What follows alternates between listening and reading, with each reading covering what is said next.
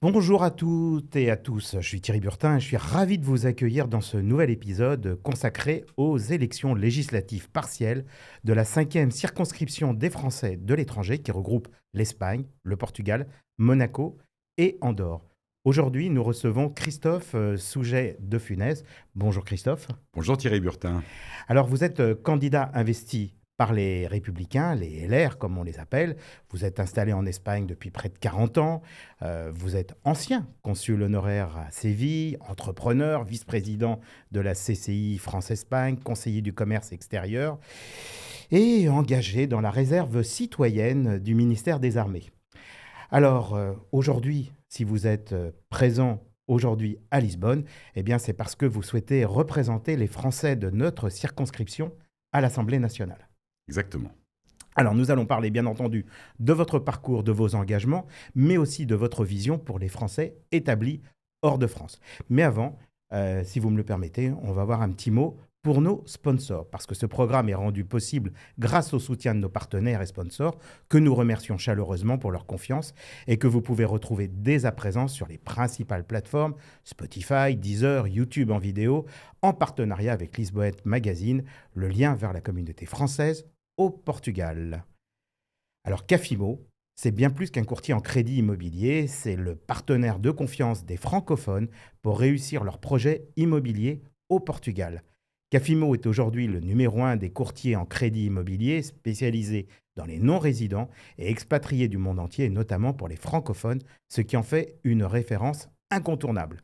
Leur service est totalement gratuit pour les clients, car ils collaborent directement avec les principales banques nationales afin de négocier les meilleurs taux aux meilleures conditions. Leur mission, un accompagnement sur mesure de A à Z pour faire en sorte que votre rêve devienne réalité tout en vous soulageant administrativement. Cofimo, c'est la connaissance du marché immobilier portugais et une équipe de professionnels à votre écoute, que ce soit pour un achat, un financement, un investissement et même financer des travaux ou juste renégocier son prêt, leur équipe francophone vous accompagne pas à pas avec transparence et efficacité.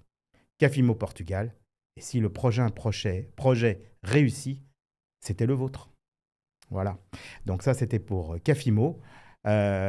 Deuxième évidemment partenaire, nous remercions aussi Opticalia de Campo de Ourique, qui est l'opticien français lunetier à Lisbonne, spécialiste du visagisme et de la colorimétrie, pour que vos lunettes reflètent parfaitement votre style. Et grâce à la technologie de mesure par l'IA, vos prises de mesure en verres monofocaux ou progressifs sont d'une précision parfaite et certains verres peuvent être prêts en seulement 3 heures. Quel progrès quand on attendait des semaines, n'est-ce pas Christophe? Exactement, c'est vraiment très positif. Voilà, alors en plus, il réalise vos examens de vue, vos bilans d'audition et il vous propose une sélection unique de plus de 30 marques prestigieuses comme Ray-Ban, Kaleos, Fendi ou Love, ainsi qu'un large choix de lentilles de contact. Leurs ordonnances sont reconnues par toutes les mutuelles portugaises et internationales avec des avantages exclusifs grâce à leur partenariat avec toutes les assurances portugaises.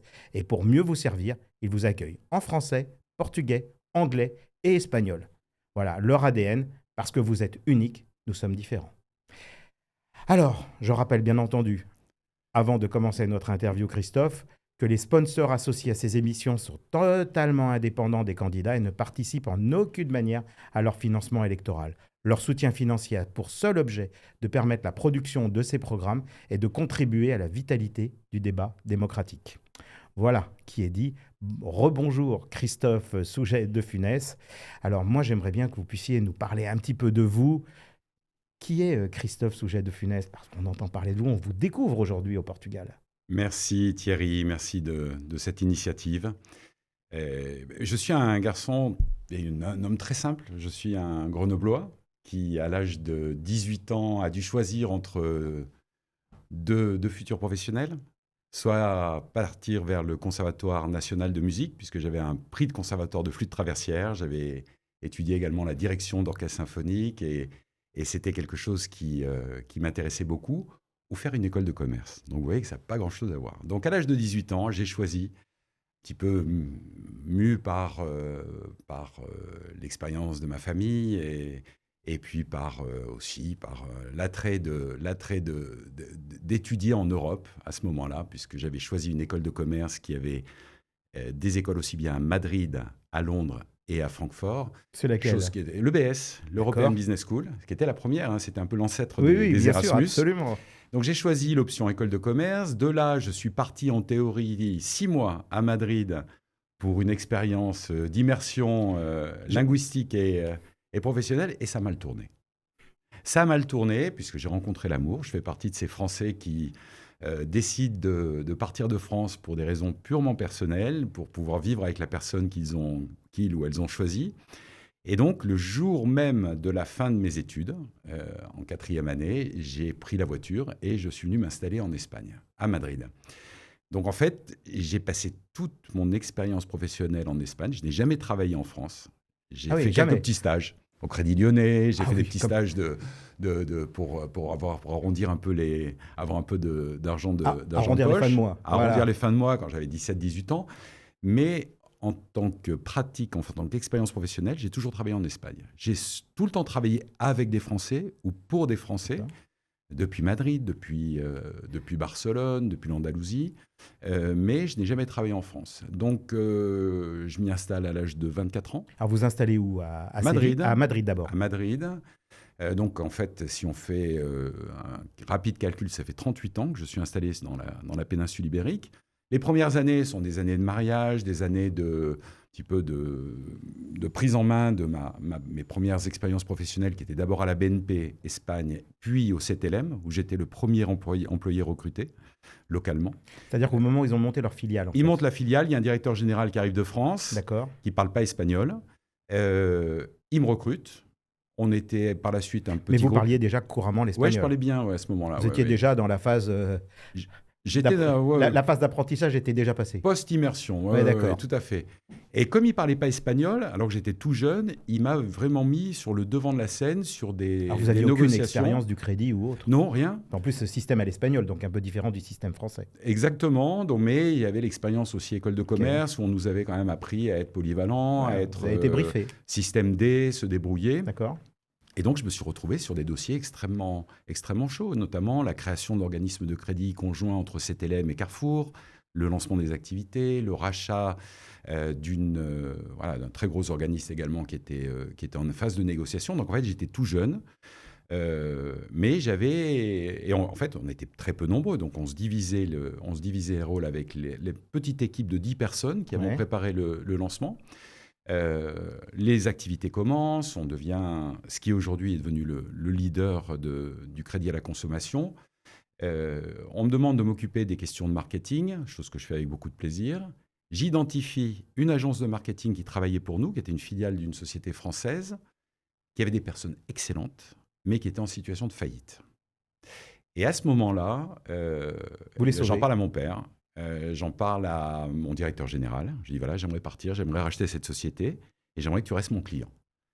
Et tout le monde appuyait le projet. Donc je me suis retrouvé à l'âge de 27-28 ans comme chef d'entreprise, propriétaire d'une PME en faillite qu'il a fallu redresser avec un très gros client qui faisait confiance et puis surtout avec des personnes magnifiques, des excellents créatifs, etc. Et bien là, ça a été, après la première expérience, de 7 ou 8 autres qu'il y a eu par la suite, qui ont été toujours la même chose, des identifications de PME sur la péninsule ibérique qui avaient un vrai actif ou plusieurs vrais actifs, des personnes, des clients, un savoir-faire, et essayer de mettre autour de la table des personnes de bonne volonté qui souhaitent investir et qui souhaitent aider sur les projets. Alors, ça a commencé à bien tourner. Ça s'est d'ailleurs plutôt très bien déroulé sur plusieurs projets. Il y a eu des projets où malheureusement, on ne peut pas gagner à tous les coups. Il y a des avocats qui perdent des procès, il y a des médecins qui perdent des clients, il y a quelquefois des chefs d'entreprise qui se trompent ou qui ont des revers, comme ça a été mon cas récemment avec la crise Covid, qui m'a réellement mis dans une situation très compliquée, puisque j'ai pu voir les complications que l'on a lorsqu'on est chef d'entreprise lors d'une pandémie de cette ampleur et qu'on n'a pas des aides qui soient aussi généreuses que celles qu'on attendait. Toujours est-il qu'il y a un moment où je me rapproche de la CCI à Madrid. J'en deviens membre à 31, 32 ans. À 34 ans, le président me demande de postuler pour être membre du conseil d'administration, 98. Et j'en suis sorti en juin de cette année. J'ai fini mon mandat, ou mes mandats Oui, qui ont vos été... mandats, parce que je Voilà, suppose que, comme dans n'importe quel CCI, un bureau est réélu tous les voilà, tous X les années. ans, voilà, Ouais, 1 an, 2 ans, en tout cas, voilà, on réélit le exactement. président qui renomme effectivement les membres du bureau. Exactement. Donc là, mais progressivement, je me suis mis dans des commissions, j'ai Ouais, commencé à animer des commissions, co-présider une commission ou plusieurs. Il y a un moment donné, lorsqu'on vient vivre en Andalousie suite à l'acquisition fin 2016 d'une société industrielle par des repreneurs, par des investisseurs, je me déplace donc vers Séville, je m'y installe et le président de la CCI me demande de lancer la délégation pour l'Andalousie occidentale de la CCI. CCI franco-espagnol, Franco-espagnol, hein, on précise. tout à fait. Donc là, eh bien, c'est un projet passionnant qui me permet de me rapprocher du consul général qui avait à Séville. C'est un projet qui rentre vraiment dans la stratégie de la CCI qui était d'avoir des délégations à Valence, à Tenerife, à Valladolid, à Saragosse, un peu partout. Et je suis désolé pour celles que j'oublie, avec des personnes remarquables et très impliquées d'une manière bénévole. On développe tout ça. J'ai beaucoup de contacts avec donc le consul général qui était en poste à Séville et les services économiques, avec l'ambassadeur, avec M. Casa, qui me suggère... Monsieur Casa, qui était ambassadeur à l'époque, enfin, qui avait été précédemment ambassadeur au Portugal. Ah oui, puisqu'il a fait le Portugal, puis l'Espagne, puis Madrid. Voilà. Donc là, il y a une décision qui se prend au niveau du Quai d'Orsay, qui est celle de fermer un consulat général, chose qui est toujours un petit peu dramatique pour les diplomates. Ça veut dire que le personnel qui est sur place, qui dépend du ministère des Affaires étrangères, se retrouve licencié. Licencié. Durant une première étape... On ne leur propose pas d'être réaffectés vers un autre consulat, que ce soit en Espagne ou dans d'autres pays. Non, alors, les diplomates repartent, bien sûr. Oui, parce qu'ils ont continuent leur carrière. Mais les agents de droit locaux, qui étaient des personnes remarquables, sont licenciés. D'accord. Voilà. Donc là, c'est un choix économique, en fait. C'est un choix dont je n'ai pas eu teneur au niveau des motifs. Je crois que c'était plus un choix, effectivement, de besoin à ce moment-là de fermer quelque part lorsqu'on doit ouvrir ailleurs. Ouais. Et c'est vrai qu'en Andalousie, il n'y avait pas de problème de sécurité pour les ressortissants français. Il y avait beaucoup de demandes et de besoins ailleurs, notamment dans les pays émergents, en termes de sécurité en Afrique, pour décider de fermer quelque part. Alors ça a été une décision qui a été annoncée très tardivement par l'ambassadeur de France. Il est venu à Séville en juin 2019 pour une fermeture au 31 août. Juste avant le Covid, en fait. Juste avant le Covid. Et il a annoncé dans une revue de presse, à la presse locale, au quotidien ABC, il a dit « Mais vous savez, il ne faut absolument pas se faire de soucis pour vous, Français, vous, autorités andalouses, vous, autorités locales, car on va avoir un consul honoraire qui va être très impliqué. Et c'était vous. Et qui va faire exactement, et il dit textuellement à la presse et à la communauté française et aux autorités, il va faire exactement la même chose. » D'accord. Il en arrive à dire, et c'est étonnant que le service de presse de l'époque de la communication et de communication de l'ambassade de France ait laissé passer ces commentaires, parce qu'il en arrive à dire « le nom change, mais pas la fonction ». Et on sait pertinemment, vous en premier et moi, que les fonctions ne sont pas les mêmes. Les fonctions ne sont pas les mêmes. Quand on a besoin, par exemple, de faire un passeport, le consul honoraire ne peut pas. On ne peut pas. Il faut aller se déplacer, dans ce cas-là, au consulat général de France, donc c'est Madrid, je suppose, pour l'Espagne. C'est Madrid pour cette aire de compétences, pour l'Andalousie, tout à fait. Et donc, ça veut dire que vous ne faites que remettre les passeports une fois qu'ils ont été établis. Oui. Mais ça veut dire que la personne doit d'abord se déplacer. Doit d'abord se déplacer. C'est exactement la même chose aujourd'hui au Portugal et comme dans n'importe quel pays. Et voilà. Moi, j'avais une question avant de parler évidemment de cette expérience que vous avez, qui est une expérience unique. C'est d'ailleurs très intéressant. On pourrait faire une émission rien que sur la fonction de consul honoraire. Moi, j'aimerais savoir, Christophe, qu'est-ce qui a changé dans votre regard sur la France avec toutes ces expériences que vous avez pu avoir?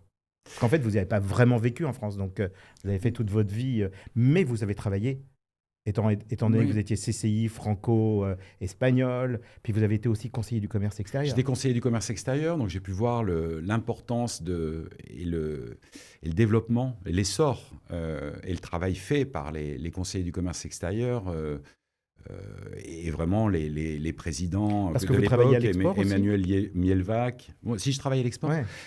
Parce que pour être CCE, il faut avoir une... notre société à Séville exportait vers 97 pays dans le monde. D'accord, donc ça Donc on justifiait pleinement. exportait énormément. D'accord. Voilà.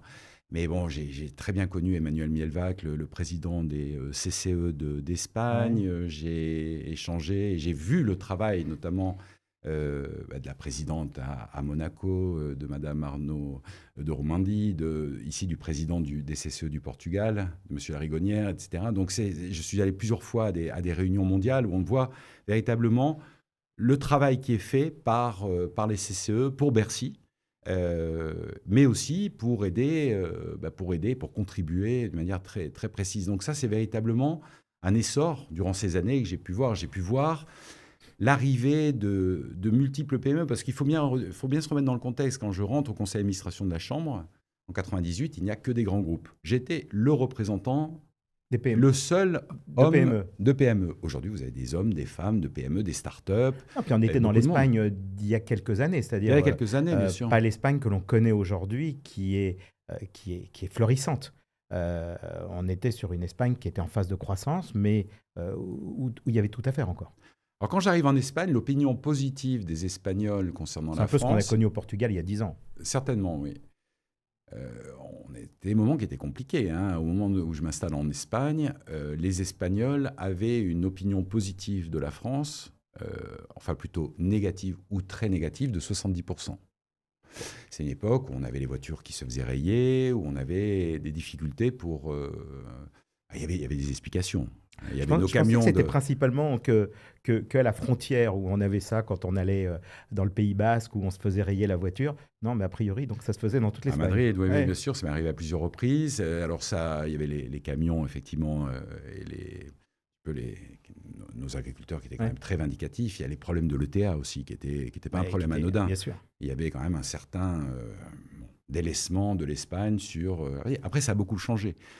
Et là, j'ai eu énormément de chance parce que j'ai été intégré au conseil d'administration sous la présidence de José Luis Leal, qui était l'ancien ministre de l'économie, à l'association Dialogo à l'amitié franco-espagnole ou hispano-française, qui était une association montée justement pour changer cette perception qui était négative.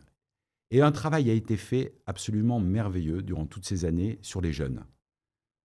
Des milliers d'étudiants espagnols ont été placés en stage en France. Ils étaient invités à venir en France faire un stage dans les grandes sociétés françaises. Et eux-mêmes se faisaient une opinion par rapport à ce qu'ils percevaient de la France. Ce n'étaient plus leurs parents espagnols qui critiquaient la France le dimanche en train de déjeuner, mais c'était eux qui se faisaient une opinion. Et progressivement, plus après beaucoup d'autres choses, bien évidemment, la lutte contre le terrorisme, il est vrai que les contacts entre les gouvernements français et espagnols, qu'ils soient de droite et de gauche, avec Hollande et monsieur Rajoy ou monsieur Aznar et avec monsieur Zapatero, ont toujours été basés sur la volonté d'avoir des liens transpartisans et beaucoup plus proches. Et donc tout ça, ça a aidé. La culture a énormément aidé. Almodovar en France, c'était Almodovar. Carmen Maura, voilà. Donc, j'ai pu observer durant toutes ces années. Donc pour vous, tout ça, ce sont des éléments marquants, finalement, de votre vie. Oui, c'est très agréable de voir que vous arrivez dans un pays où votre pays est mal considéré, certainement avec raison sur certains points, et aujourd'hui, on est à plus de 93% d'opinions positives. Ce qui est bien. Positives ou très positives. Et ça a été un travail qu'on a pu... Et qu'est-ce qui vous a façonné justement le plus en tant qu'homme, entrepreneur, représentant consulaire voilà, quels sont les moments marquants finalement de votre vie? Alors, les moments marquants positifs ou négatifs? Les deux. Les deux. Alors, les moments marquants positifs... je suis marié avec une personne espagnole. Mes 3 enfants sont franco-espagnols. D'accord. Mes 3 enfants ont les 2 passeports. Je ne pourrais jamais demander à aucun de mes enfants de choisir entre le passeport de papa et le passeport de maman. Et de là, on voit l'importance de la binationalité, qui quelquefois est décriée par certains partis. C'était compliqué encore il y a quelque temps de conserver le passeport. Oui, oui, mais là, ça a beaucoup Ça a changé, changé. il y a une évolution au niveau Oui. du droit. Et donc, ce qui est très, très gratifiant pour un consul honoraire, de par sa solitude, puisqu'on Oui. n'a pas de moyens, on est loin, c'est de se rendre compte qu'on est extrêmement utile. C'est une activité plus qu'à temps complet. Alors, c'est quasiment- merveilleux quand on est utile dans c'est du son 24/24. entreprise. Bah oui, bien sûr. Alors là, moi, j'ai des chiffres qui sont basés sur ce que disait monsieur Casa. Vous allez avoir quelqu'un qui va être disponible. Ouais, mais Il là, a mis c'était la quoi? barre C'était très haute disponible et j'ai 24/24? été disponible 24 heures sur 24. Mon portable était disponible sur les réseaux sociaux Ouais. et je n'ai pas passé un seul premier de l'an sans aller à l'aéroport à 9h, 10h, 11h du matin. Il n'y a pas eu de jour de Noël sans des appels téléphoniques. On a traité en 5 ans 103 649 actions consulaires. 103 000. 103 000, c'est plus de 1200 urgences. Si vous divisez 1200 urgences Par le nombre de jours. par Enfin, 5 par- ans, par- par- vous en ouais, avez par le nombre de mois, ouais. globalement une par jour. Ouais. Il y a des petites urgences et il y a des urgences qui sont dramatiques. Et il faut intervenir. Et immédiatement. Et immédiate. 23 000 appels par an. 23 000 appels par an. 14 000 mails, pardon. Est-ce que le mot vacances était un terme que vous connaissiez pendant votre période d'élu honoraire? Consul honoraire. Consul honoraire. Alors après, ça vient avec la personnalité. Étant chef d'entreprise depuis l'âge de 27-28 ans, moi, quand je rentre dans un projet, je m'implique dans le projet. Donc ça veut dire que- je laisse tout tomber. D'accord. Je ne fais pas un petit peu de quelque chose, etc. Non, je suis à 100% sur mon projet professionnel et ou sur mes projets associatifs. Et là, j'avais accepté la mission. La barre avait été mise très haut ou très haute, et j'ai accepté, j'ai fait le nécessaire. Et pendant 5 ans, on n'a pas pris de vacances avec ma famille. J'ai une fille de 9 ans. Elle vous a quasiment pas... On Vous partait l'avez pas vu 2-3 grandir. jours autour du 15 août pour pouvoir... Parce que j'aurais eu très mauvais cas de conscience. Comme vous avez constamment des choses qui arrivent à Séville, Mais Christophe Funès, vous l'avez pas vu grandir, votre fille, finalement. ben, je l'ai vu grandir parce que d'abord, je suis très, très appuyé chez Mhm. moi. Et puis, je suis très bien organisé grâce à des bases de données qu'on a développées avec mon épouse, qui était dans mon portable, où j'avais toutes les infos où que je sois. Mais j'étais très opérationnel, mais vous êtes constamment interrompu, vous avez constamment quelque chose qui intervient. Donc Ça a été 5 ans, et en plus pendant la période de la Ouais. pandémie. Alors, est-ce que le travail a été bien fait? Eh bien, lorsque je suis nommé sur Google Maps, vous aviez une évaluation de l'indice de satisfaction qui était de 2,3 Ouais. étoiles sur 5. Ouais. Les gens se plaignaient. D'accord. Manque de disponibilité, de réactivité, peu de moyens, etc. Alors qu'on était sur un consulat général. On était sur un consulat général. Et en étant disponible, on s'est rendu compte que les gens, on leur donnait la réponse qu'ils attendaient, qui ne pouvait ne pas être toujours de leur dire bah, pas de souci, je viens, Bien je vous sûr. fais un passeport. Mais au moins, je faisais ce que j'avais à faire, qui était d'informer, de dire aux gens ce qu'il fallait faire. Voilà. Vous pouvez avoir une réponse. Je vais vous donner un cas. On a un monsieur qui est un cadre supérieur de chez Bouygues qui vient à Gibraltar pour suivre des travaux d'une centrale électrique ou je ne sais quoi qui était réalisé sur place. Il veut sortir de Gibraltar pour aller prendre son avion à Malaga, Oui, parce on le rappelle que Gibraltar ne fait pas partie. UK. Voilà, donc on est sur le régime britannique. On est sur le régime britannique. C'est la crise Covid. Et donc, la police espagnole le bloque. Le dit, vous ne pouvez pas passer sur le sol espagnol, on est en zone rouge. D'accord. Donc, ce monsieur essaie de revenir vers le Airbnb ou le logement qui avait été mis à disposition par Bouygues pour ce cadre. Et les Anglais lui disent, mais vous êtes résident ici? Il dit, non, moi je viens de temps en temps suivre des travaux, etc. Donc, si vous n'êtes pas résident, vous ne pouvez pas passer. Donc, il était bloqué, comme Tom Hanks dans le film Le Terminal, entre deux postes frontaliers, les Espagnols qui ne le laissaient pas sortir, les Anglais qui ne le laissaient pas rentrer. Et donc, il appelle le consulat général de France à Londres, puisqu'il était sur le sol anglais. Et Londres lui dit, attendez, le problème, vous l'avez avec la police espagnole. Il faut appeler l'Espagne. Il faut appeler, le consulat général de France à Madrid. Très bien, il appelle. Madrid lui dit, attendez, vous êtes sur le sol britannique. Donc, ce n'est pas nous qu'il faut appeler. Oui, mais le problème que j'ai, c'est avec la police espagnole. Oui, je ne peux pas rentrer. Certes, mais vous êtes sur le sol britannique et de par les aires de compétences et toutes les travaux ou les habitudes entre consulats généraux de ne pas se marcher sur les dessus. pieds, Vous devez appeler Londres. Donc le monsieur était désespéré. Il met un post sur Facebook, des Français en Andalousie ou des Français. Et moi, ça a fini par arriver chez vous. Et moi, je le vois. Et donc, je réagis tout de suite, comme je l'ai fait pendant toute la Covid. Et je l'ai fait ultérieurement. Et j'ai été Et vous avez très actif. Et là, la réponse était très simple. Il suffisait simplement de prendre la voiture, aller voir le chef le plus haut de la police nationale espagnole qui est basé à Séville et de lui rappeler que dans le texte de loi, toute personne pouvait traverser les provinces pour autant qu'elle rentre vers son domicile et sa résidence principale. Voilà. Donc, ça a été développé en 15 minutes. Mais, vous voyez, en fait, le consul honoraire, et là, je crois que c'est très important pour nos électeurs et les Français et l'étranger, c'est une personne qui est le référent des autorités locales, il est le référent des touristes, il est le référent des personnes qui résident dans les aires de compétences, il est le premier à être appelé. Regardez, aux Açores et à Madère, vous avez 300 000 Français touristes qui viennent. 300 000 touristes, c'est l'équivalent de tous les habitants de Bordeaux ou de Montpellier ou de Strasbourg. Imaginez le nombre de choses qui peuvent se passer en termes d'urgence, en termes de décès, en termes de personnes qu'on retrouve dans la rue, qui sont en coma, qui sont des agressions. Et puis même, ne serait-ce qu'une personne qui perd ses papiers et qui ne peut pas... La perte de papier qui est dramatique. Voilà, c'est courant. Et donc... Combien de fois le matin, on voit, là, par exemple, au consulat de France à Lisbonne, des gens qui font la queue le matin, qui sont des touristes, qui se sont fait voler les papiers dans un tram ou autre, et puis qui se retrouvent évidemment à devoir demander un document pour pouvoir rentrer. Alors ça, c'était les urgences du dimanche. Ils ne peuvent pas prendre l'avion.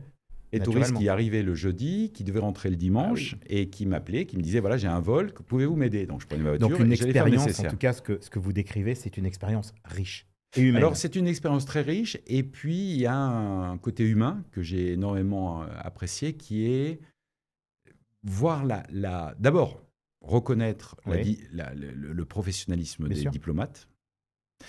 Parce que c'est vrai qu'il y en a certains, ils sont peu, qui nous traitent avec dédain, puisqu'on n'est pas ni énarque, ni... Vous ne sortez pas de la même... On ne sort pas de la même, de la même cuisse de Jupiter, appelons ça comme on voudra. Mais vous avez un énorme groupe de diplomates qui s'appuient sur notre travail, qui nous respectent, qui nous tiennent informés,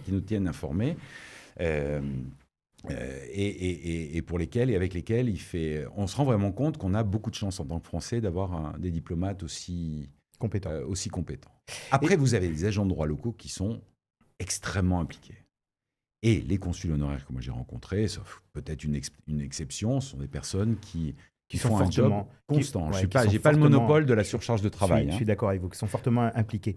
Moi, j'aimerais... Alors, j'ai vu aussi que vous étiez réserviste, citoyen du ministère, c'est très important pour moi. Ouais. C'est très important. Et vous m'avez dit que vous avez passé votre temps en Espagne, donc comment vous avez pu... Je suis fier de nos soldats, vous voyez, je suis fier de nos soldats, je suis très fier. J'ai eu l'immense honneur de pouvoir partager beaucoup de moments avec des officiers en poste près de moi. Vous savez qu'en Andalousie, on a l'état-major de la force terrestre espagnole qui est basé à Séville. D'accord. En France, il est basé dans le nord, mais ici, donc on avait des officiers. Il y a 2 bases de l'OTAN avec beaucoup de militaires et d'officiers surtout français. J'ai pu voir leur engagement, j'ai pu voir la qualité des forces spéciales, surtout des corps d'élite, comme la Légion étrangère, comme plusieurs officiers qui provenaient des forces spéciales et qui étaient vraiment des personnes qui ont un courage absolument remarquable. J'ai pu aussi voir que durant toutes ces années où on a encaissé les dividendes de paix après la chute du mur de Berlin, il y a une paix stable, durable, on encaisse les dividendes de paix, on met un peu le pied sur le frein au niveau des investissements. J'ai pu voir comment, en termes de moyens, nos armées, et l'armée française, qui est une des plus prestigieuses, des mieux formées d'Europe, prenait du retard. Et je suis vraiment très heureux maintenant avec la nouvelle loi de programmation militaire, 413 milliards. 2024 à 2030, avec des sujets très très importants qui sont bien sûr la dissuasion nucléaire avec un renouvellement complet de tous nos moyens, mais aussi la cybersécurité, les drones. Surtout une réadaptation aux techniques d'aujourd'hui. Parce qu'on s'est rendu compte que les décisions qui ont été prises à un moment donné correspondaient à la situation de ce moment-là. C'est un peu la ligne Maginot de l'époque. Vous avez exactement, vous avez de nouveau les empires qui s'attaquent, avec des tensions, et nous devons, et la France doit être souveraine. Donc on a compris que vous étiez très impliqué.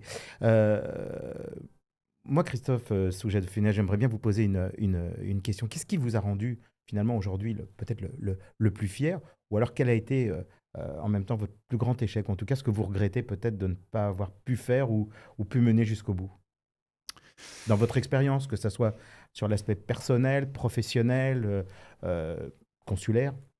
Le plus fier, c'est tout ce qui touche à la partie humaine.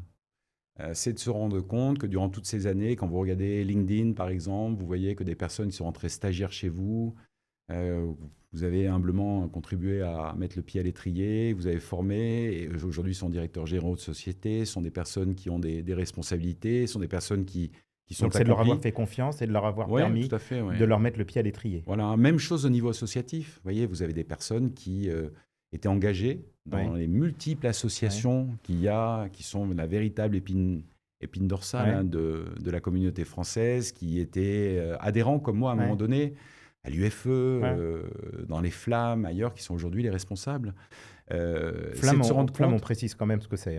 Français, langue maternelle. Voilà, important, parce que les gens ne connaissent pas forcément. Des activités en français pour des enfants pour leur qui vivent à l'étranger, d'apprendre le français. Et qui leur permettent de maintenir le contact avec la France. Des réseaux qui sont dans un certain nombre de pays, en tout cas. Après, le côté humain, c'est vrai que lorsqu'on côtoie, par exemple, j'avais jamais eu de contact avec des policiers, avec des officiers de police français, avec des officiers de gendarmerie. Ils sont nombreux en Espagne qui luttent, qui coordonnent les actions, qui participent. Ils étaient basés proche de nous. Et, vous voyez, pour revenir une demi-seconde sur ce qu'on disait et sur l'annonce de M. Casa, il y avait toujours eu des 14 juillet à Séville, qui étaient des 14 juillet très concourus, très festifs.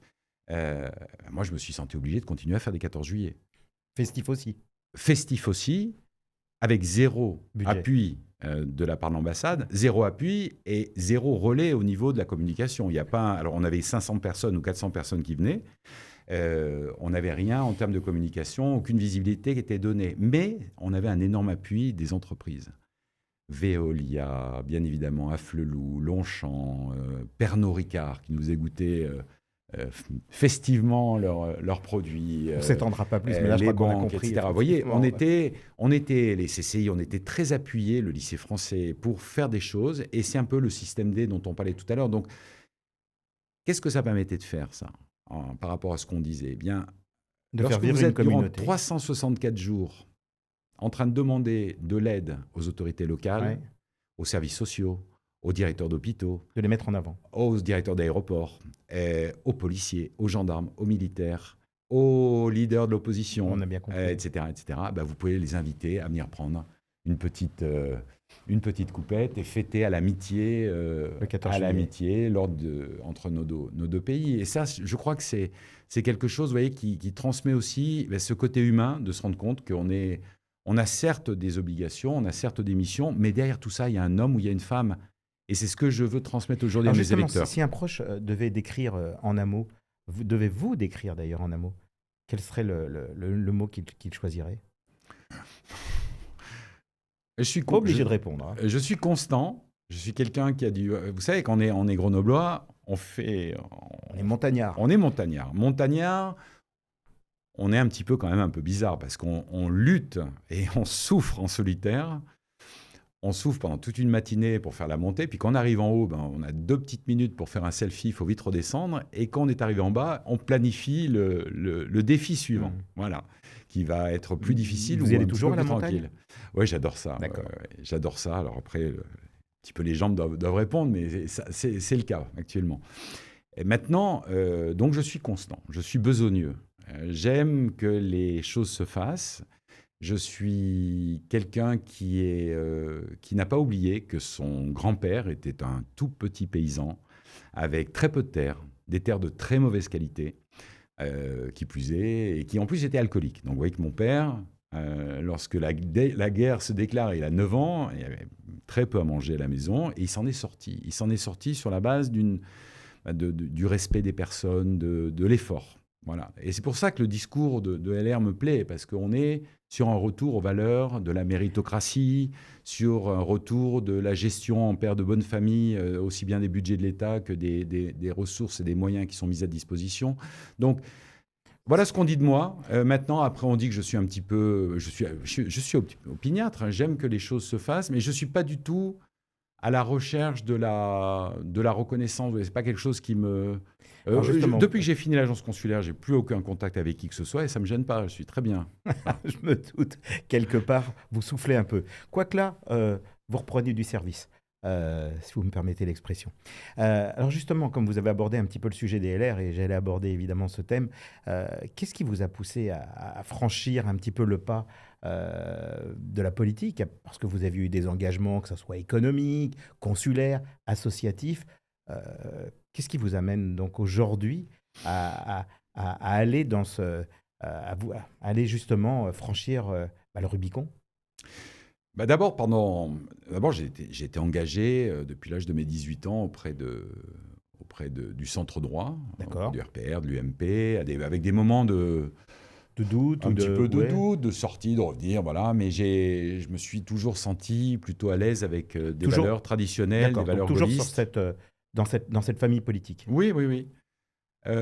Après, quand j'ai été consul honoraire, il y avait un devoir de réserve. Oui, là, Et là, ça a été difficile pour moi de ne jamais rien publier, de ne jamais rien dire. Il a fallu être Alors, c'est le fait respectueux. C'est le fait de ne plus l'être qui vous a fait basculer, en tout cas, et qui vous a amené justement à prendre cette décision aujourd'hui d'être candidat. Pas que ça. Il y a eu le fait, après, moi, j'avais une période après, vous savez qu'un ex ou un ancien consul honoraire n'a pas le droit, ne peut pas se présenter à des élections pendant 12 mois. 12 mois. Ma mission a pris fin le 31 août 2024. Aujourd'hui, il y a un an. Voilà. Et donc, à partir de demain, je peux me présenter à une élection. Donc, c'est vrai que lorsque le 11 juillet... Ouf, mais ce n'était pas prévu non plus. Mais c'est vrai que le 11 juillet, j'étais en train de fêter la fin du CM1, du CE2 pardon, de ma fille. Au parc d'attractions, on était tranquille, voilà, on était même sur les autotamponneuses. Voyez, et vous recevez vous lisez les réseaux sociaux. Et je lis la décision du Conseil constitutionnel. Donc déjà, bien sûr, j'ai été embêté pour Stéphane. Vous l'avez appelé? Je l'ai appelé de suite. Je lui ai envoyé un WhatsApp parce que Stéphane a toujours été très présent sur les opérations qu'on effectue à Séville. Lui était présent et nous, on faisait des choses, donc ça tombait bien.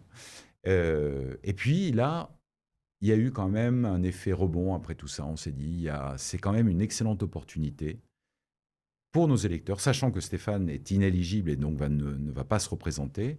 Et donc, il n'y a pas un affrontement personnel que je ne recherche pas, bien sûr. En revanche, je souhaite expliquer à nos électeurs... Donc, combien de jours après, entre le moment où on parle du 11 juillet, donc c'est la date à laquelle, effectivement, Stéphane Vogetta et donc perd son mandat, est démissionnaire, est considéré d'ailleurs comme démissionnaire d'office, c'est le terme exact, donc perd son mandat dans la minute, et donc vous, combien de temps allez-vous attendre ou combien de jours pour prendre un petit peu cette décision de se dire... Il y a des appels téléphoniques qui commencent très vite. Moi, je souhaitais réellement une équipe soudée. Ouais.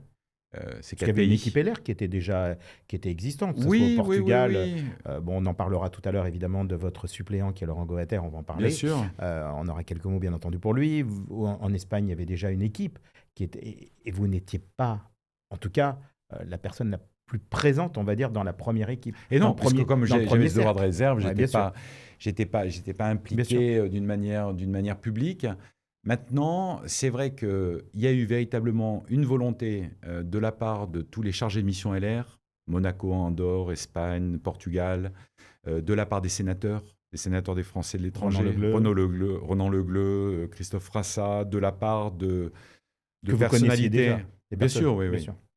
De se dire, là, il y a quand même quelque chose à faire parce qu'on est dans une situation compliquée. je ne parle pas encore de la France, je parle réellement au niveau consulaire. Oui. Moi, j'ai vécu tellement de frustration, de sensations d'impuissance. J'ai vécu tellement de cas, vous me demandiez tout à l'heure ce qui vraiment pouvait me choquer. Ou, je crois que la chose qui me gêne le plus, c'est vraiment vivre la sensation d'impuissance, de se dire on aurait pu faire quelque chose, mais pour X raisons, on n'a pas X fait. raisons qui sont souvent exogènes à vous, parce que si c'est interne, si c'est endogène, là, c'est vous qui n'avez pas fait votre travail ou mal fait votre travail.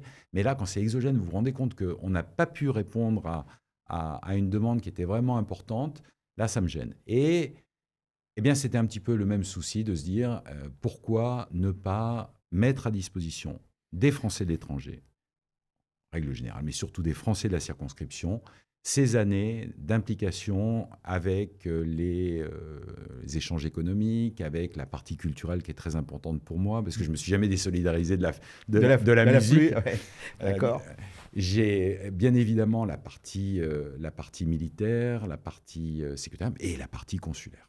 Là, Donc j'ai quand même vous vu dites- des choses très, Donc vous dites très concrètement, surprenantes. je peux. Donc je me dis, je pense pouvoir humblement apporter des choses. C'est vous qui faites la démarche ou c'est Non. c'est initié par C'est le les parti qui me sénateurs? demande, D'accord. qui D'accord. me dit, on aimerait que tu sois notre candidat, est-ce que D'accord. tu accepterais? Donc je réfléchis, j'analyse très en profondeur le projet LR, j'analyse cette évolution Oui. d'LR, M. Rotaillot, Oui, qui a modifié un petit peu qui a modifié la donne, Ouais, clairement. oui, bien sûr.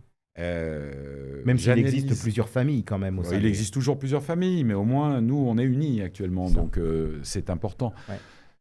J'analyse, j'en parle avec mes proches, avec les gens qui sont importants. Je passe beaucoup d'appels avec des présidents d'associations, des présidentes d'associations influentes.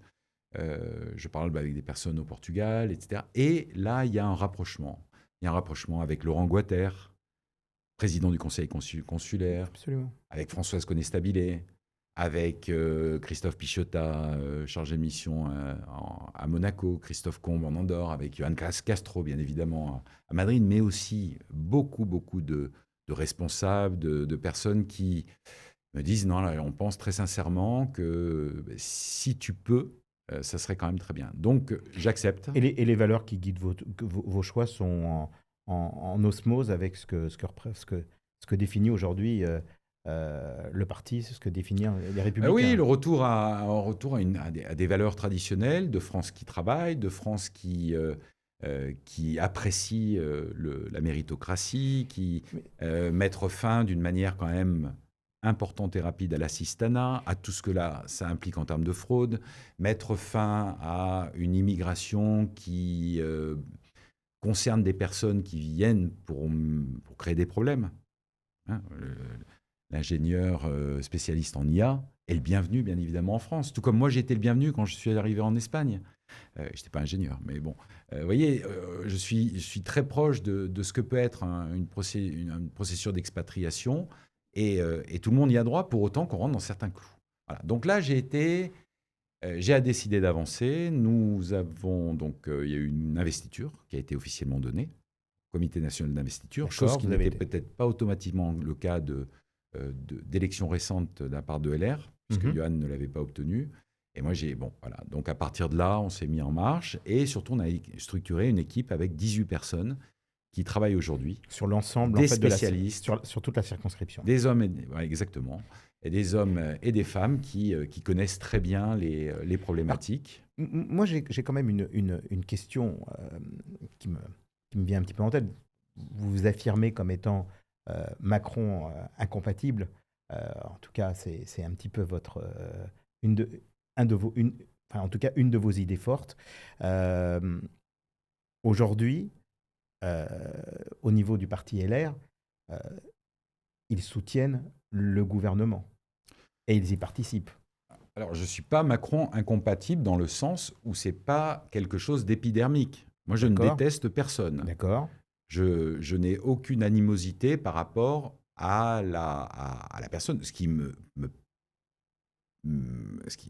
J'ai affirmé aujourd'hui que le macronisme a fini simplement parce qu'en 2027, il n'y aura plus de macronisme. Parce que Macron ne sera pas là. Oui, mais vous avez les KPI de la France, les indices tout ce qu'on puisse mesurer concernant l'état de notre pays qui est mauvais.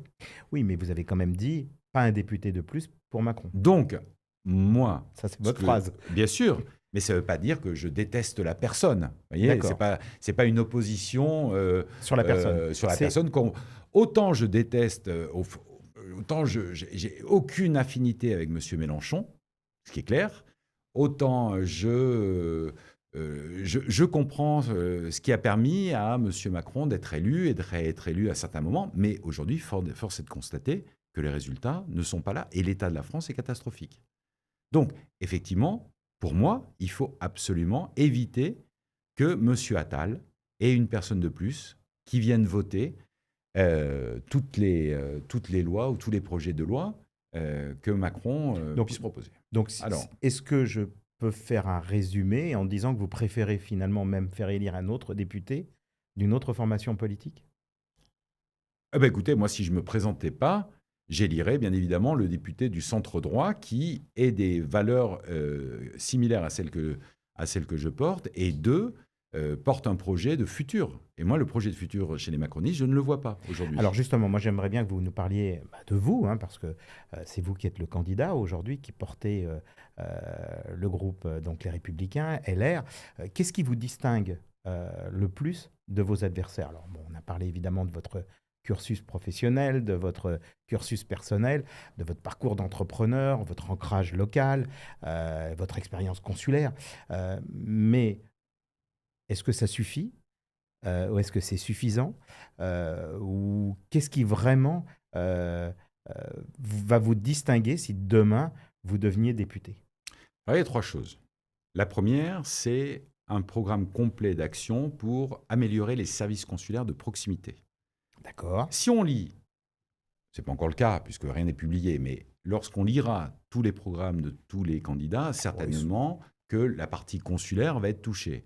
Maintenant, ce qui nous différencie, c'est non pas l'identification du problème, mais c'est le plan d'action. Et la facilité que le plan d'action, ou la possibilité que le plan d'action soit mis en place. Ce qui est quand même amusant cette année, c'est que pour certains d'entre vous, même si vous êtes éloignés politiquement, on retrouve à peu près les mêmes idées. Alors, peut-être pas forcément exprimées de la même manière, mais en tout cas, les mêmes sujets reviennent. Oui, les mêmes sujets doivent revenir parce que c'est vrai que partir depuis l'Algarve ou les îles des Canaries pour aller jusqu'à Madrid pour demander un renouvellement, non pas de passeport, mais de carte d'identité, qui est un droit. Qui est un droit. Pour des personnes qui ont véritablement des difficultés, alors que les agents qu'on a dans les agences consulaires, nous qui sommes le référent, qui sommes le premier à être contacté lorsqu'il y a un souci, lorsqu'il y a une difficulté, nous avons des agents qui sont des ETP à temps partiel, qui travaillent à Malaga. Ce serait se balader avec la petite valise pour pouvoir faire Non, il n'y a pas besoin de se balader avec une petite valise. Pendant un moment, on a entendu un petit peu cette idée. Oui, c'était de dire on va se balader avec un représentant de l'administration va venir avec sa valise, rencontrer et il va tourner. Donc en fait, il va faire les grandes. Non, c'est pas ça. Non, c'est pas ça. Parce que c'était vraiment le sujet. Parce que moi, je les ai vécus. J'en ai vécu. J'ai 10 ou 12 tournées consulaires. Avant la Covid, vous aviez une personne qui se déplaçait, qui prenait 4 rendez-vous par heure. Sur 8 heures, ça faisait 32 rendez-vous. D'accord. 4 fois 32 multiplié par 3 jours, ça faisait grosso modo 100 rendez-vous. D'accord. Après la Covid, il venait à 2. Et il prenait non pas un rendez-vous tous les quarts d'heure, mais un rendez-vous chaque demi-heure. Et pourquoi? Je ne sais pas. Et donc, un rendez-vous par demi-heure, ça fait 2 rendez-vous par heure. Et ils sont 2 fois plus nombreux. Et ils sont 2, alors qu'il n'y a qu'un seul appareillage. D'accord.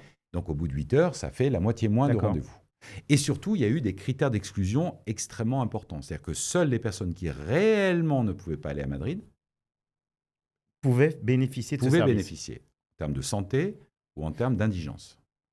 Donc, vous avez un cas... Alors qu'avant, c'était tout le monde. Vous avez 2 enfants, vous avez deux jumeaux qui viennent de naître.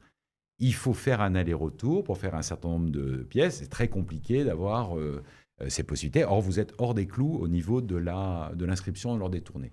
La tournée n'est pas la solution parce que quand ils partent à 2 pendant plusieurs jours, ces 2 personnes ne sont pas sur place, ne sont plus au consulat général pour recevoir les rendez-vous qui sont planifiés. Donc, ça veut dire que de l'autre côté, on se retrouve avec plus encore de travail. Donc, ce qu'on n'a pas pu traiter de l'autre côté, on se le retrouve, bien évidemment, qui s'accumule. La solution, elle est très simple. Vous avez 3 niveaux de vérification avant la fabrication d'un titre d'identité. Vous avez l'employé, l'agent qui vous reçoit, Mhm. qui va scanner, qui va Oui. prendre votre biométrique, Oui, mais etc. aujourd'hui, on parle bien du fait que, à partir du moment où vous avez déjà fait votre première demande de Oui. passeport, donc comme vous le dites, effectivement, toute cette démarche administrative a été faite dans le cadre pur d'un renouvellement, en l'occurrence, pour l'instant, pour le Portugal et le Canada, si je ne m'abuse, ce sont les 2 premiers pays qui font l'essai pour pouvoir renouveler les passeports ou les cartes d'identité sans avoir à se Non, le déplacer. passeport. pour le Passeport. moment. Eh bien, le passeport, ce n'est pas le sujet. Bah, le passeport, c'est ce qui vous permet de voyager. Oui, mais quand vous allez voyager où? En Océanie, en Afrique, dans les Mais Amériques? le passeport, c'est ce qui est. Certes, mais quand vous voulez un passeport pour pouvoir aller vers les Amériques, vers Ouais. l'Océanie ou vers l'Asie Ouais. ou l'Afrique, vous pouvez aussi, financièrement et physiquement, vous pouvez faire un déplacement pour aller vers votre consulat général. Ça vous demande une journée de, Ah oui, mais c'est- de travail. C'est pas normal, Ah oui. mais vous pouvez encore physiquement et matériellement. En revanche, la carte d'identité, vous en avez besoin. Vous avez des gens qui ne peuvent pas dépenser 300 € pour aller vers un consulat général. Donc, ça veut dire que vous allez, si demain vous étiez élu député, Oui, essayer d'accélérer le process pour que les gens puissent avoir la carte d'identité, le renouvellement de la carte d'identité, sans avoir à se déplacer. je veux que les personnes qui aient une agence consulaire proche d'elles puissent Faire la aller à démarche leur agence consulaire, intégrale. remettre les documents qui sont scannés, qui sont introduits dans le système, faire le biométrique sur un petit appareil qui s'achète sur Amazon, Ouais, ouais. 200 € ou 50 €. Oui, c'est-à-dire faire Donc, c'est plus une valise qui tourne avec 2 agents, c'est un système informatique simplement, c'est le consul honoraire qui fait la démarche. et l'agent surtout de droit local qui travaille avec Ouais. lui, d'accord, à Valence, D'accord. ici. Et puis après, ce dossier est envoyé digitalement au consulat général, où là, il va être vérifié, Ouais. il va être récupéré, et on ne demande de se déplacer qu'à 2, 1, 4% des personnes, parce qu'il y a un doute. Vous avez une personne qui vient avec une vieille carte d'identité en carton, qui a 20 ans. On ne reconnaît plus la personne sur la photo. On voit qu'en plus, la carte d'identité est passée dans un lave-linge. Ouais, On bien a sûr. des doutes. Bon, ben, cette personne devra venir. Mais il vaut mieux en faire venir 1% à Madrid pour vérification de Que de faire venir l'affiliation 100%. On que est de faire d'accord. venir 100%. Alors, ok. Or, pourquoi ne pouvons-nous pas aujourd'hui introduire dans un système informatique toute l'information? Pourquoi le Quai d'Orsay nous fait confiance à nous, consul honoraire, pour valider, certifier une signature d'un résident français? Pourquoi il nous fait confiance à l'heure de remettre une carte d'identité et il ne nous ferait pas confiance à l'heure d'introduire dans le système quelque chose qu'en plus est vérifié par la suite? Mais vous savez, Comme le biométrique. Les empreintes, mais- elles sont vérifiées. voyez bien sûr, mais j'aurais tendance à dire que il y a beaucoup de choses à revoir en France. Et oui, Il y mais a- seul il y a- un il y a- député peut le faire. Non, mais il y a un retard. Si vous prenez par exemple les caisses primaires d'assurance maladie, lorsque par exemple une personne demande le changement de son compte bancaire, il ne peut pas le faire en ligne. Non. Il est obligé d'envoyer un courrier. Et bon, alors quand vous êtes à l'étranger, bah, Donc, alors voyez, quand on est encore en Europe, c'est relativement simple. Mais quand la personne réside à l'étranger, il doit faire à ce moment-là un envoi bien particulier pour s'assurer que les caisses vont recevoir dans les délais le courrier, qu'il va être pris en compte. Puis si vous Pendant l'envoyez ce par temps-là, DHL, c'est 50 €. Donc, c'est ça. voilà. Et pendant tout ce temps-là, Pas eh normal. ben, la personne risque de ne pas non plus recevoir éventuellement ses droits et se retrouver sans argent. Parce que peut-être que son compte bancaire précédent Bien sûr. avait peut-être été clôturé. Ou en tout Alors, cas, vous voyez, il l'a après, il y a, clôturé. Donc, alors, il y a vous me beaucoup disiez- de choses à revoir. Hein. Vous me disiez, bon, votre plan d'action, il est pareil à tout le monde. Oui, mais moi, je sais qu'il est basé sur des choses qui se faisaient avant la Covid et qui maintenant ont été annulées. Il y a ça. Donc, Avant la Covid, vous aviez des tournées sociales. Donc là, C'est-à-dire vous que voulez- vous aviez des personnes qui venaient voir les parents personnes, d'élèves ouais. qui devaient monter un dossier de demande de bourse pour les aider, faire en sorte que toutes les pièces soient bien là, etc., qui étaient par la suite envoyées au consulat alors généraux. justement, vous voulez revoir tout ça aussi. Ben, les tournées sociales ont été arrêtées depuis la Covid. Pourquoi elles n'ont D'accord. pas reprises? Donc, Ok. vous avez là des personnes dont les dossiers sont ajournés sans être prévenus Ok. qu'il manque une pièce, Ouais. sans être prévenus que, Ok. éventuellement, il y a un élément qu'il faudrait Ouais. vérifier. Donc, c'est des enfants qui sortent du système français. Et vous avez des millions d'euros qui repartent tous les ans après chaque commission de bourse pour non-attribution Parce qu'on n'a pas pu les attribuer. parce qu'on n'a pas pu les attribuer. Et ça, ce sont des parents qui doivent sortir leurs Français du système du système français. Or, quand on analyse les lycées français et qu'on demande Qui sont de plus en aux plus chers. locaux, ils sont de plus en plus chers, mais quand on demande aux Portugais, aux Sévillans, ou Ouais, certainement ouais. aux Anglais, quelle est pour vous la différence entre l'enseignement français et l'enseignement du français? Ouais.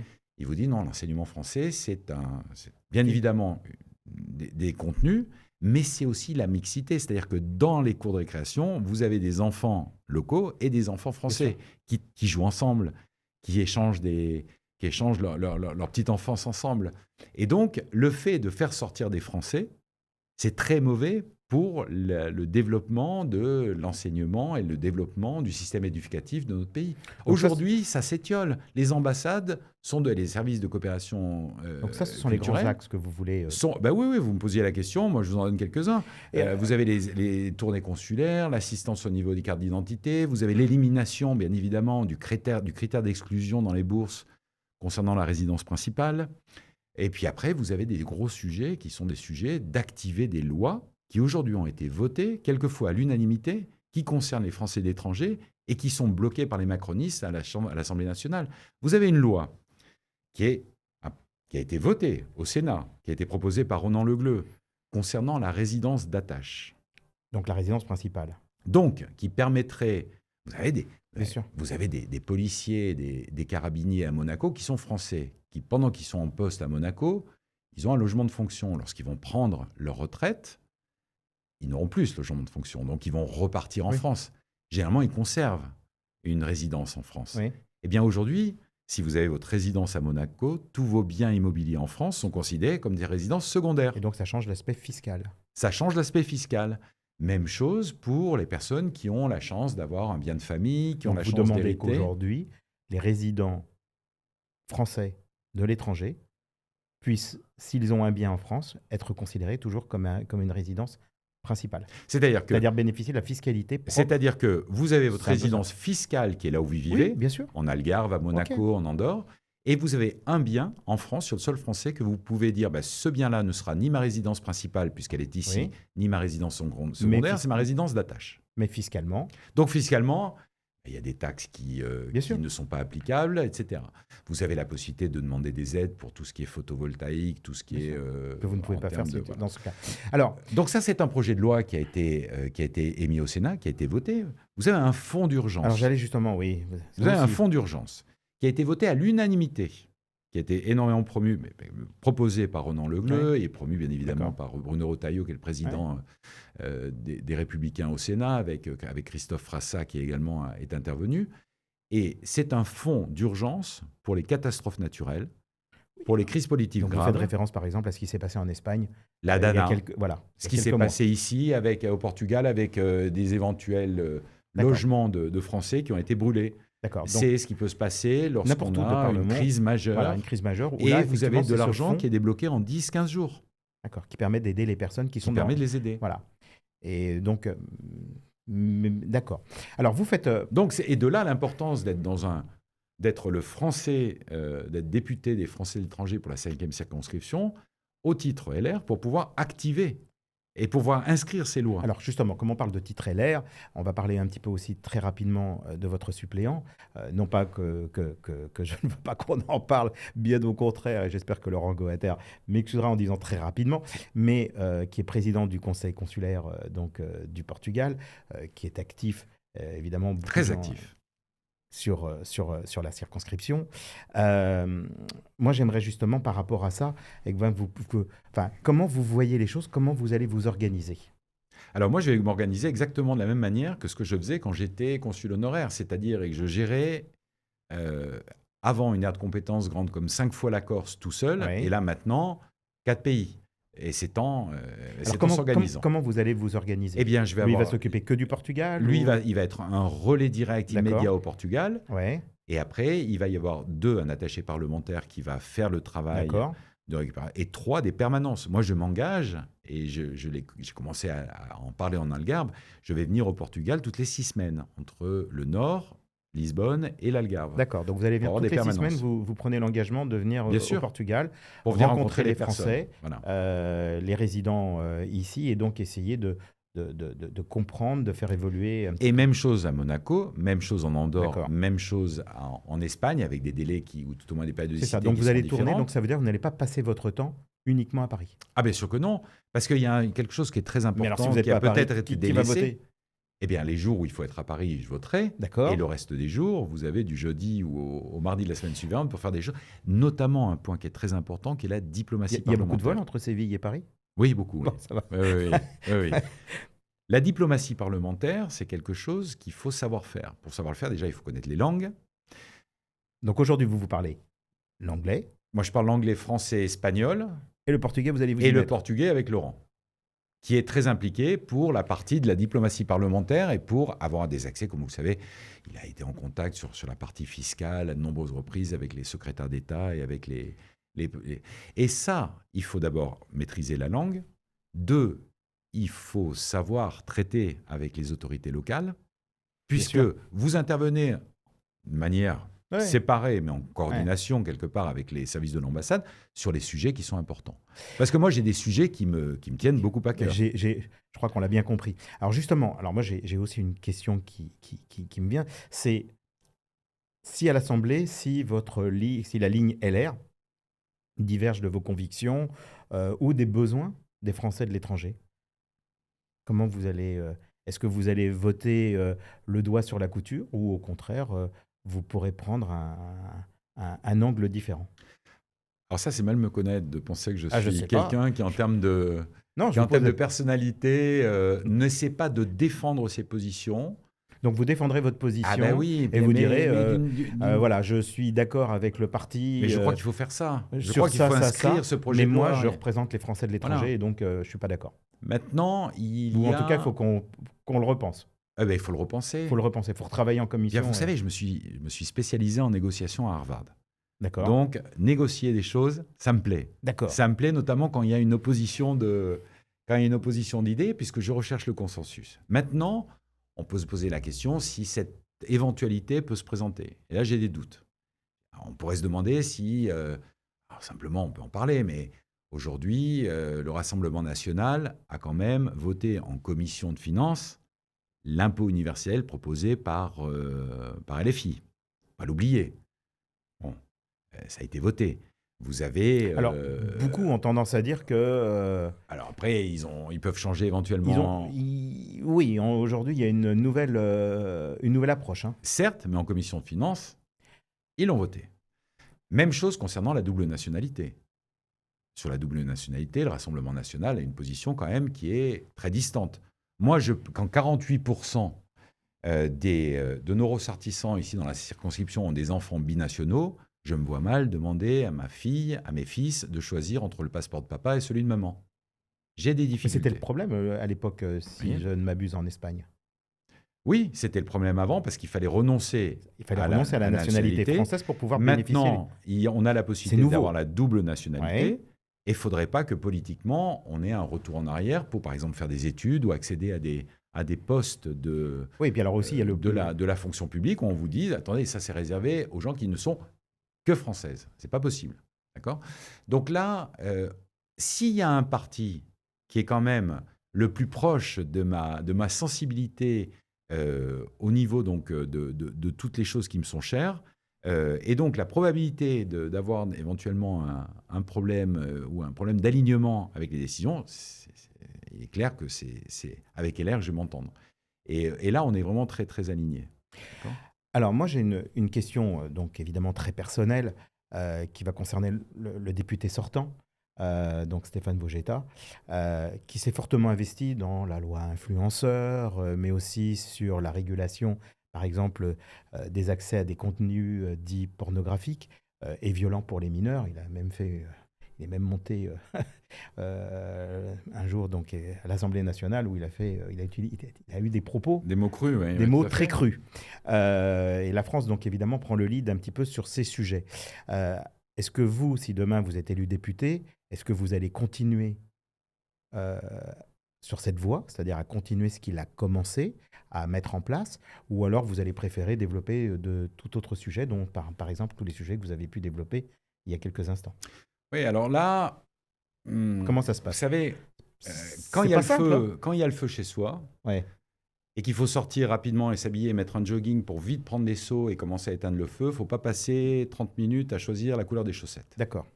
Là, C'est aujourd'hui, une expérience de pompier là que vous avez eue c'est aussi? une expérience très proche de ne pas perdre l'objectif. D'accord. Ne pas perdre quel Je est me suis dit l'objectif. qu'il manquait encore cette corde à votre arc. Et quel est l'objectif réel aujourd'hui?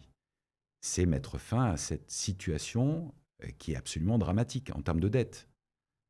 On est dans une situation, là, je crois qu'on a vraiment du mal Ah, mais là, on atteint. à se rendre compte. Donc, les Oh non, je crois qu'on n'a objectifs, plus de mal. Là, je crois que c'est. On a eu du mal pendant. on a au niveau de la détermination des plans d'action quelques doutes. C'est-à-dire que il est clair qu'il faut agir. On reçoit 1 euro, on dépense 1,50 €. Si chaque famille qui reçoit 1000 dépense 1500 et génère de la dette pour avoir 500 € de plus tous les mois, on va bien se rendre J'ai compte. bien compris, Christophe Souchet Funès, mais je vous posais une question bien particulière par rapport, justement, est-ce que vous continuerez l'action qui a été entreprise par le député sortant précédent, donc Stéphane Vogetta, ou vous irez sur de tout autre sujet? Non, moi j'irais sur des sujets qui ont une relation directe avec l'amélioration de la dette et donc des entrées aussi de l'État. Donc sur la C'est par fiscalité. exemple la fiscalité, surtout par exemple la partie qui est délaissée aujourd'hui, qui sont les seniors. Permettre aux seniors de revenir travailler momentanément. Vous Donc, avez ça veut dire qu'une personne qui serait aujourd'hui senior retraité, Oui, qui normalement a l'interdiction de travailler. de travailler, vous lui donneriez la possibilité de pouvoir travailler, ce qui ferait un revenu complémentaire. Pour lui Et et une- pour l'État. Oui, parce que l'État percevrait à ce moment-là un revenu, enfin, en tout cas une taxation sur son travail. C'est exactement l'inverse de ce qui s'est passé Mais ce avec sera pas- Mitterrand. Mais ce ne sera pas ce qu'il gagne d'un côté vient en déduction de l'autre côté. Et non. Ce Parce qui que s'est- ça a été ça le problème. Oui. Le problème pour un certain nombre de gens, c'est pourquoi je vais aller travailler si de l'autre côté, ce que je fais en plus m'oblige à travailler, si en contrepartie, on m'enlève le revenu. Ce que donne Jacques. Voilà, donc Exactement. là, c'est du... Eh bien, bien sûr. D'accord. D'abord parce que les entreprises ont beaucoup de difficultés à recruter du talent. Et Oui. le talent senior est un véritable talent. Bien 2, sûr. vous avez une résurgence de personnes, ou tout au moins de prestataires de services, comme C'est les dommage de les sociétés mettre de côté, d'intérim bien management, sûr. qui vont très bien et très fort justement parce qu'elles ont la possibilité Puis aujourd'hui, on d'offrir peut aux travailler. seniors de réaliser une mission. Bien sûr, puis pour travailler à distance. On peut travailler à distance, on a du savoir-faire, et donc tout ça, il faut le C'est promouvoir. cette expérience aussi. Et puis moi, je me rends compte que à l'époque, lorsqu'on a une des causes du déficit, il ne faut pas l'oublier, c'est quand vous avez Mitterrand en 82 qui décide de passer et d'appliquer son programme Ouais. de son programme électoral, Ouais, du de fond, passer l'âge de la retraite de 65 à 60 ans. Ça a commencé, c'est un des premiers problèmes qui a généré de la dette, puisqu'on a eu bien moins d'entrées. Les 35 heures aussi. Après, vous avez eu les 35 heures. Soit dit en passant, de nouveau, un problème hérité d'un gouvernement socialiste. Et puis après, vous avez eu le quoi qu'il en coûte, voilà, tout ce qu'on a vécu récemment, qui ont aggravé la situation. Mais il faut travailler sur des axes de travail. Donc moi, je n'ai pas un dada ou une fixette sur un sujet. Je suis bien évidemment très sensible au fait que les enfants doivent être protégés, qu'il doit y avoir des textes de loi qui aident. Mais je crois qu'aujourd'hui, l'urgence, c'est vraiment de travailler sur d'autres choses. Travailler sur les régimes spéciaux des retraites. C'est pas normal, tout ce qui se passe. Alors, vous l'avez dit tout à l'heure, vous êtes amené à vous déplacer dans l'ensemble de la circonscription, donc on va dire l'Espagne, le Portugal. D'ailleurs, aujourd'hui, je le rappelle, nous sommes ensemble à Lisbonne. Vous êtes déplacé spécialement pour pouvoir justement faire cet entretien et je vous en remercie. Vous avez rencontré déjà un certain nombre de personnes dans tous les échanges que vous avez pu avoir sur le terrain. Quel témoignage ou quelle rencontre vous a le plus marqué ? Eh bien, moi, ce qui m'a le plus marqué, c'est une personne qui devait avoir, je ne me suis pas permis de lui poser demander son âge, 68, 70 ans, qui me disait, voilà, ma petite fille va commencer des études à la Sorbonne en septembre, et j'ai peur pour elle. Ses parents ont dû lui prendre un logement. Elle va partir de là où elle vit ici, dans un des pays de la Circo. Elle m'a dit ça le 14 juillet. Vous voyez, ça, c'était juste après le 11 juillet. Et ça m'a beaucoup marqué. Je me suis dit qu'une personne âgée soit anxieuse, alors que sa petite fille va commencer des études très prestigieuses, mais soit anxieuse par rapport à ça, ça prouve quand même qu'on a véritablement un problème au niveau de la sécurité. Il va beaucoup plus loin que ce qu'on pense. Et donc... ça a été un moment qui a été important dans cette réflexion et où je sais que le ministre de l'Intérieur, que Bruno Retailleau aujourd'hui, est en train d'agir très efficacement. Jamais les préfets n'ont été autant soutenus que par un ministre de l'Intérieur depuis Sarkozy. On n'a jamais eu un ministre de l'Intérieur aussi bon depuis Sarkozy, qui est impliqué et qui veut véritablement que des hordes de voyous cessent de venir provoquer nos enseignants, nos médecins, nos retraités, nos aînés, nos enfants, et les policiers, les gendarmes. Enfin, voilà. Et ça, il y a quelque chose à faire. Maintenant, ce que je me rends aussi compte, c'est que quand je parle avec des Français de la CIRCO, des FDE, il est bien clair que tout ce qui se passe aujourd'hui, Bayrou, le vote de confiance, certains sujets, comme on vient d'évoquer, voilà, de la sécurité, sont bien secondaires par rapport à ce qu'ils recherchent, à leur qualité de vie. On a fait une enquête complète qu'on a analysée avec Laurent. On a des résultats qui sont très clairs. Les premiers sujets, c'est faciliter, simplifier les démarches, faire en sorte que l'enseignement du français soit beaucoup plus accessible. Et c'est là-dessus, à mon sens, que ma candidature a le plus de sens. Parce que je pense que je suis certainement le candidat le plus légitime pour être l'homme d'action et l'homme qui mène à bon port, entouré des personnes qui vont m'aider, qui répondent aux attentes des Français de l'étranger. Christophe Souget de Funès, j'ai une question à vous poser. Est-ce que vous allez bientôt nous redonner votre ligne de téléphone WhatsApp? Elle est publiée, ça y est. Ça y est? Ah oui, D'accord. Oui. Le téléphone est publié, mon mail est publié. Comme vous nous avez dit qu'effectivement, pendant 5 ans, elle était disponible. Donc, est-ce que c'est pour vous aussi un moyen de pouvoir être contacté par n'importe quelle personne qui réside dans la circonscription pour pouvoir vous appeler, pour pouvoir échanger avec vous Mais ça a commencé. D'accord. On a eu d'ailleurs de nombreux échanges concernant Et est-ce que vous avez des solutions innovantes que vous pensez pouvoir développer pour être encore plus en contact avec les Français de l'étranger? Alors, on a bien évidemment la présence physique. Oui, vous l'avez dit, c'est toutes les 6 semaines. 6 semaines, c'est long. Après, vous avez la présence télématique via les réseaux sociaux. Ouais. Et puis, tout de suite, l'appel téléphonique qui reste quand même le lien le plus sûr. Vous savez, moi, j'ai vécu pendant des mois et des mois à l'agence consulaire les difficultés qu'avaient nos ressortissants français les plus âgés pour demander rendez-vous à l'ambassade. Oui. Donc, on ne veut pas leur mettre des formulaires. On veut leur dire, venez nous voir, venez parler avec nous, appelez-moi. C'était très compliqué à cette époque-là de pouvoir avoir un rendez-vous. Non, ce n'était pas compliqué. Il fallait de temps en temps attendre pour le Portugal, 14 heures le vendredi, pour pouvoir avoir un créneau très limité en se disant j'ai réussi à le prendre. Et sinon, vous attendiez 3 semaines. Monsieur Burtin, moi j'ai pris le rapport des Français de l'étranger. J'ai pris l'annexe où vous avez tous les consulats avec leur nombre de ressortissants qui sont inscrits. J'ai pris les 20 premiers. Londres, Genève, etc. Bruxelles. Il y avait des rendez-vous tout le temps, partout, sauf à Madrid. Vous vous connectiez à Londres, vous aviez la possibilité d'avoir un rendez-vous pour le lendemain même, pour le surlendemain. Ça veut dire que c'est le travail de l'administration sur place qui ne se faisait pas Ce n'était pas un problème de manque de moyens, puisque les moyens sont mis en fonction des demandes. Ce n'était pas un problème de généraliser dans tous les consulats. C'était un problème de management pur et dur des équipes. Donc il y avait un mauvais management. À l'époque. Et il a changé. Donc espérons que... D'accord, mais ça ne dépend pas de votre fonction. Si même demain vous êtes député, vous n'avez pas autorité à pouvoir venir dire dans un consulat qu'il faut changer les méthodes de travail.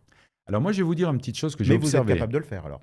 J'ai observé quelque chose, c'est que si vous êtes consul honoraire et que vous envoyez une suggestion, une recommandation à votre hiérarchie, elle est éventuellement écoutée dans quelques pourcents des cas. Ouais. En revanche, qui fonctionne très très bien, mais alors très très très bien... C'est la lettre du député. C'est la lettre du député, d'accord. Ou c'est l'observation d'un journaliste. Donc, ceux qui peuvent faire bouger les choses, c'est l'un ou l'autre. C'est vous et c'est moi. Alors, évidemment, ça veut dire que s'il faut la lettre du député, il va falloir être souvent à Paris. Puis de toute façon, vous devez être à Paris, ne serait-ce que pour voter les lois. Beaucoup de Français de l'étranger reprochent aux députés des Français de l'étranger, bien entendu, d'être loin et déconnectés. Qu'est-ce que vous leur répondez? Écoutez... Je vis en Espagne, je vis à côté, je suis certainement le député le plus proche de l'Algarve, puisqu'en 1h15, je suis à côté et en 4 heures, je viens ici à Lisbonne. Moi, j'ai absolument l'envie, le besoin et le choix qui est fait de passer le plus de temps possible en circonscription. C'est-à-dire que si je peux éviter de perdre du temps sur des projets qui soient un petit peu périphériques par rapport à la mission de député depuis l'Assemblée nationale, il faut rester sur le foco, comme on dit en espagnol, Donc sur le focus. vous allez être souvent, en tout cas. Donc, vous avez effectivement à voyager lorsqu'il faut être Paris pour voter, mais le reste du temps, on va travailler sur les dossiers, aussi bien ici, en péninsule Pourrez-vous mettre sur la place ibérique. d'Espagne, qui est magnifique. Ouais, c'est très, très beau. C'est superbe. une des plus belles places. Donc, je pense que c'est vraiment un problème qu'on a lorsqu'on travaille, on a beaucoup de projets, comme vous en avez, comme j'en ai, comme nous avons tous nos électeurs. C'est en fait un problème de priorité.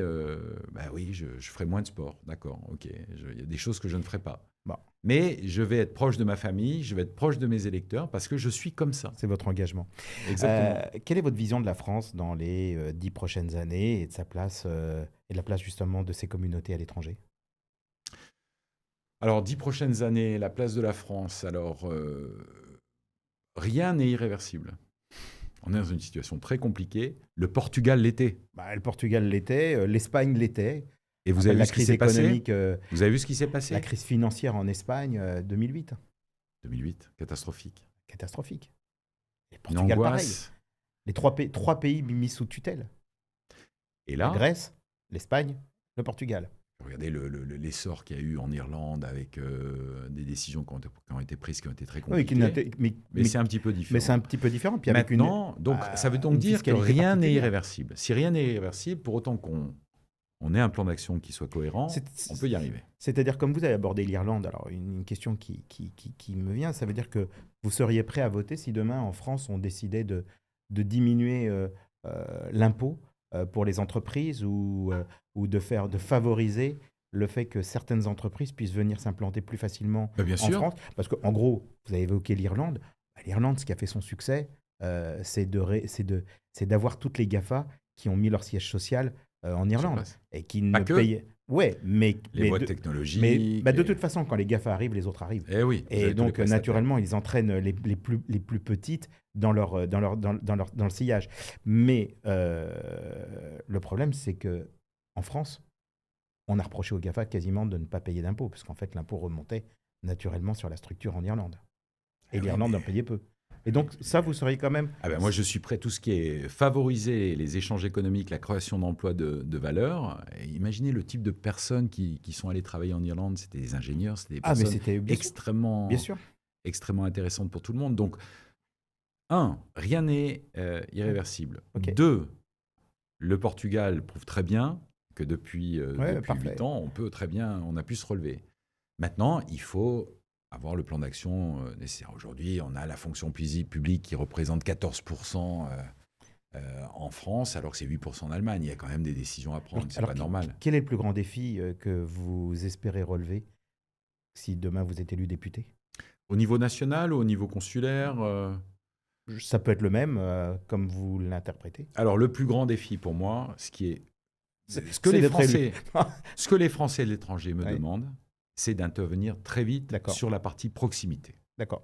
On parle du Portugal, du sud du Portugal, on parle de tout ce qui est hors Madrid et Barcelone, en Espagne. Bien évidemment, à Monaco, en Andorre, les demandes sont différentes. En Monaco, c'est les enfants du pays qui doivent donner lieu à des conversations au titre de la diplomatie parlementaire, qui sont des conversations compliquées, qui doivent être soutenues pour arriver à reconnaître des situations qui sont sensibles. Ailleurs, vous avez d'autres nécessités, notamment au niveau insulaire. Donc, effectivement, là, il faut véritablement axer le travail sur la partie que je connais en plus le mieux et qui peut donner à court terme, à moyen terme et à long terme des résultats. Voilà. Après, vous avez la partie diplomatie parlementaire qui est très importante au niveau de la reconnaissance des titres, les diplômes.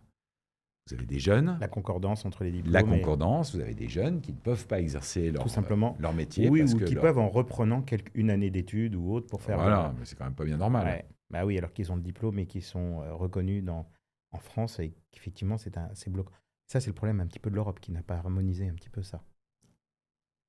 Et là, vous avez la Convention de Gérone qui a été signée entre la France et l'Espagne en 2006. Qui a été ratifié dans les deux parlements, dans les deux parlements, qui continue à ne pas être appliqué.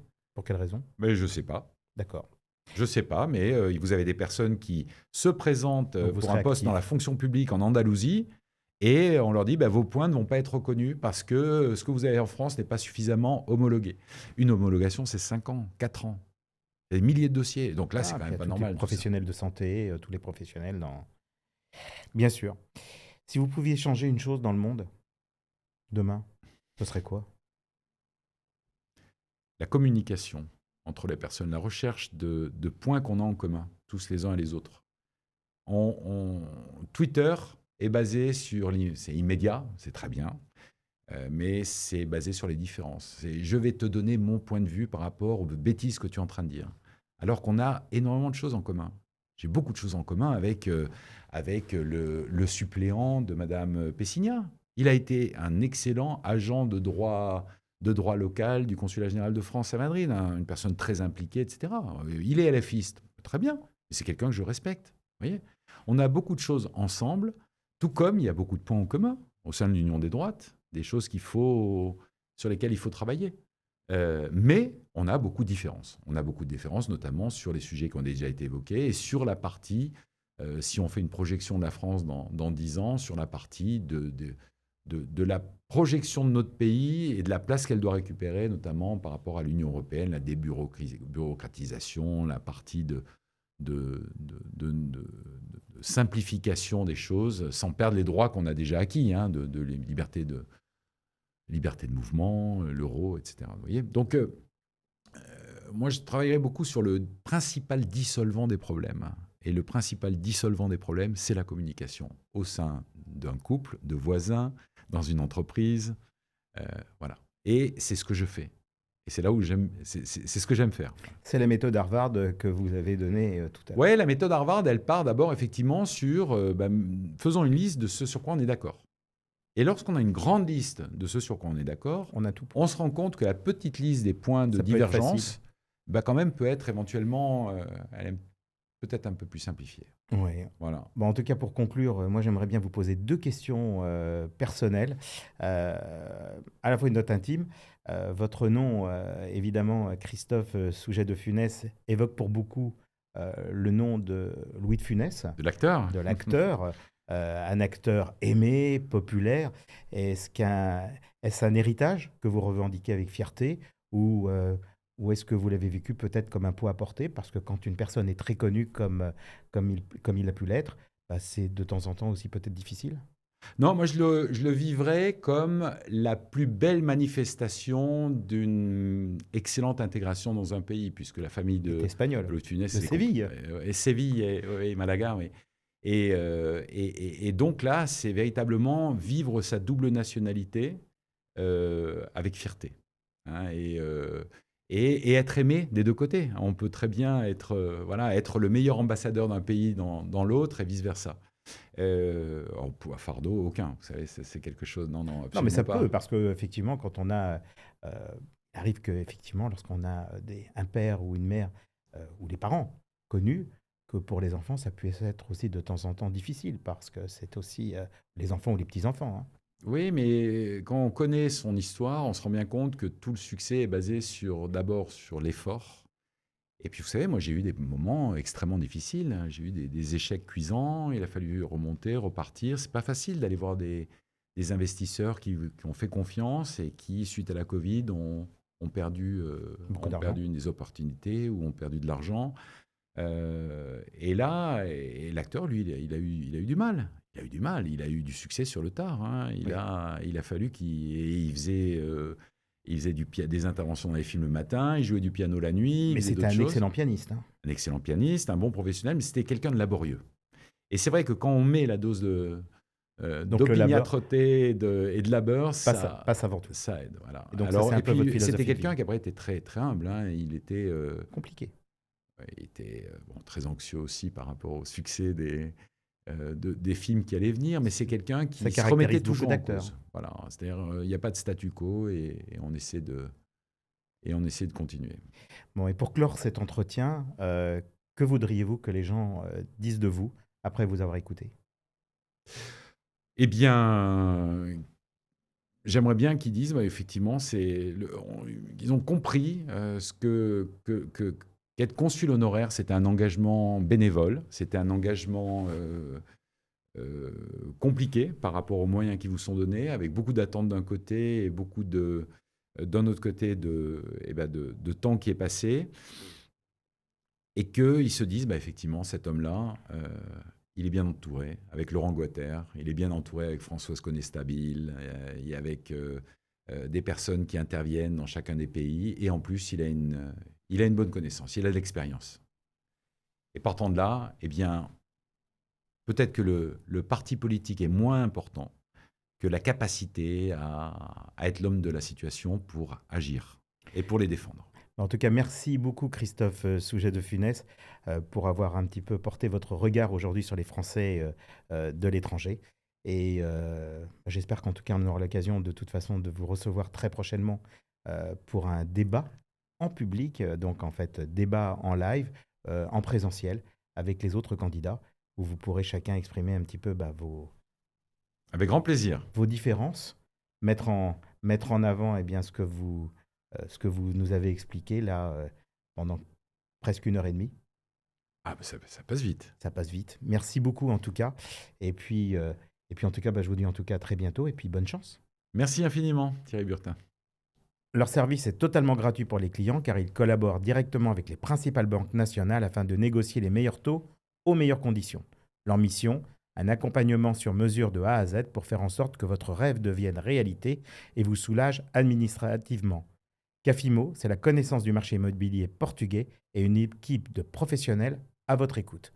Que ce soit pour un achat, un financement, un investissement et même financer vos travaux jusqu'à renégocier votre prêt, leur équipe francophone vous accompagne pas à pas avec transparence et efficacité.